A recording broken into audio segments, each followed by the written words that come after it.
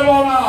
ত্যাগী নেতা কর্মীদের প্রতিরোধ আহ্বান থাকবে, যেভাবে 17টি বছর এই বিরাটঘাটি ইউনিয়ন বিএনপিকে আপনারা সংগঠিত করে রেখেছেন, সেভাবে আপনারা ঐক্যবদ্ধ থাকবেন।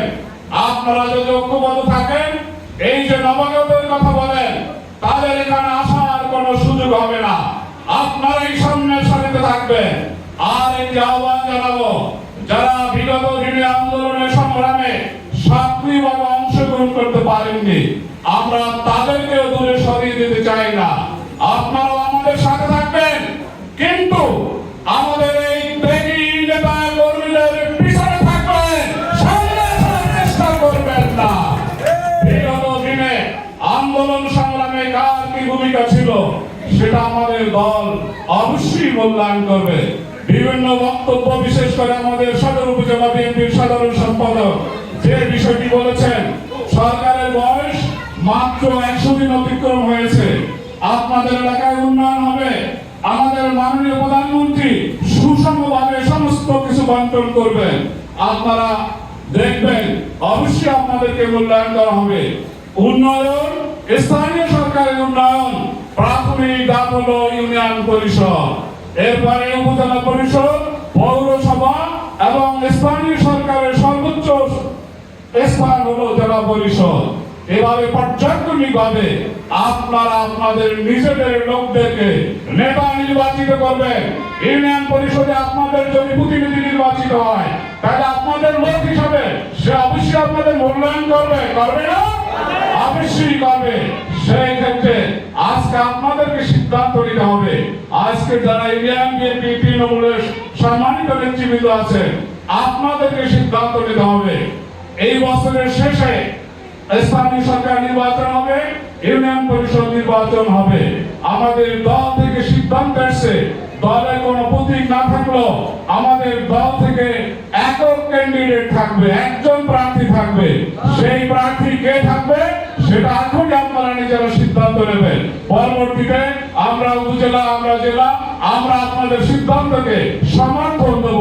আমরা একটি ইউনিয়নের দল থেকে কোন কর্মী 2 জন প্রার্থী হতে দেব না। এক্ষেত্রে আপনাদের সহযোগিতা চাই, আপনাদের সাহায্য চাই। আপনারা বিবেচনা করবেন বিগত দিনে আন্দোলন সংগ্রামে আপনাদের পাশে কে ছিল। আগামী ইউনিয়ন পরিষদের চেয়ারম্যান নির্বাচিত হলে কে আপনাদের মূল্যায়ন করবে, কে আপনাদের এলাকায় উন্নয়ন করবে, সেই দিকে আপনারা সবাই লক্ষ্য রাখবেন। আর একটি কথা, বিভিন্ন বক্তা তাদের বক্তব্যে বলেছেন জেলা পরিষদ থেকে বিভিন্ন কার্যক্রমের কথা।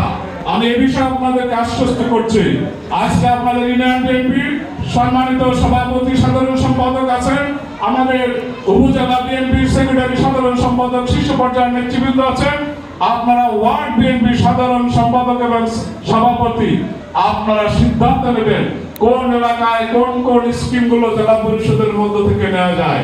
জরুরি ভিত্তিতে যে সমস্ত স্কিমগুলো নেওয়া যায়, আপনারা সেইভাবে প্রাথমিক পর্যায়ে অন্তত প্রতিটি ওয়ার্ড থেকে একটি হলো একটা স্কিম আপনারা নির্ধারণ করে এই উপজেলার বিএনপি সভাপতি, সেক্রেটারির মাধ্যমে জেলা পরিষদে আপনারা আবেদন করবেন। আমি আপনাদেরকে আশ্বস্ত করছি, পর্যায়ক্রমে জেলা পরিষদের যে সামর্থ্য আছে, আপনাদের এলাকার সমস্ত সমস্যাগুলোর সমাধান করা হবে ইনশাআল্লাহ। আপনারা আশ্বস্ত থাকেন, আপনাদেরকে মূল্যায়ন করা হবে। আর যদি দেখা যায় আপনার এলাকায় উন্নয়ন কার্যক্রমে আমার নেতা কর্মীদেরকে গ্রহণ করা হচ্ছে না, ওই ফ্যাসিস্টের দোসরদেরকে সাথে নেওয়া হচ্ছে, ছাত্রলীগ যুবলীগ করা ছেলেটি যদি আজকে বিএনপি পোস্টার দেওয়া হয়, সুযোগ দেওয়া হয়, আপনারা কি সেই সুযোগ দেবেন? অবশ্যই না। আপনারা ঐক্যবদ্ধ থাকবেন। যদি আপনারা সুযোগ না দেন, তাহলে এই 5 আগস্টের পরবর্তী যারা নতুন ভাবে ভিন্ন রাজনৈতিক দলের মধ্যে ছিল, এখন কোন নেতার কাছে এসে কোন সুযোগ গ্রহণ করতে পারবে?